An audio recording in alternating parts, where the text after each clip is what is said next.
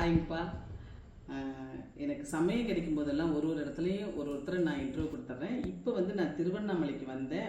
நம்மளோட அன்பு சகோதரி, ரொம்ப அன்பானவங்க, ரொம்ப அமைதியாக பேசுவாங்க. நிறைய பொருள் தயாரிக்கிறாங்க. இந்த பாருங்கள், மண்ணு கட்டின பருப்பு, சிறுதானியத்தில் எல்லாமே தயார் பண்ணுறாங்க. எங்களுக்கு கூட ஒரு லட்டு செஞ்சு கொடுத்தாங்க, ரொம்ப அருமையாக இருந்துச்சு. அப்புறம் பார்த்திங்கன்னா இது மரசுக்கு எண்ணெய், இதெல்லாம் எல்லா எண்ணெயும் தயாரிக்கிறாங்க. அப்புறம் நீங்கள் பேசுங்க.